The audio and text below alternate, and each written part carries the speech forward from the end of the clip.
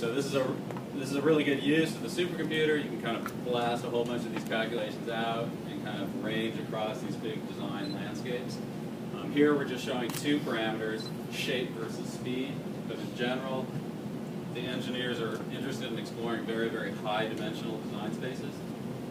And so we can explore the results of those studies on the display wall by kind of choosing two parameters to lay out on the wall, vertically and horizontally, and then we can choose a third parameter kind of drive it. Right? We can push this two-dimensional hyperplane through a high-dimensional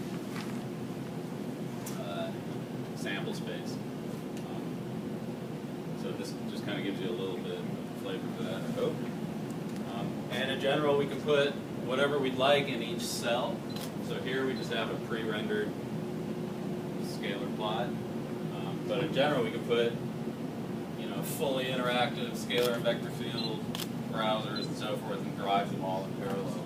So we can kind of get this plane in position and then kind of explore around in each cell.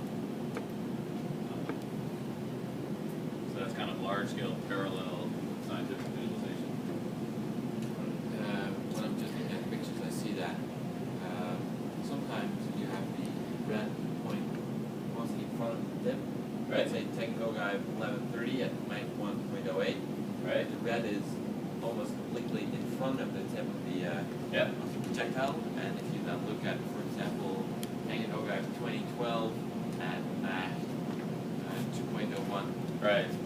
It's like pretty much the tip or the next one. And how does that work? Just like this. So there's two general things going on. One, the faster you go, the kind of more the shock kind of wraps onto the body. So when you go supersonic, I mean, basically it starts really folding right onto the body. The second observation, the kind of standoff, is basically why the shuttle is so blunt. So that was a kind of big design breakthrough back 50 years ago. They decided on the so-called bluff body design. And so you'd think, in order to be efficient and kind of slip through the atmosphere, you want to be really pointy and slender. But it turns out the opposite is usually better. So if you're a big, kind of blunt body, the shock stands off in front of you. You kind of pile up a bunch of atmosphere in front of you, and all the heating and shock is kind of way out in front. And so you can kind of see that on these super blunt ones like this one, this little pencil eraser one. Most of the action is kind of way out here in front, whereas the really slender ones, it's kind of more onto the body. And so you tend to get a lot more heating and stuff kind of right on the body in these pointy designs.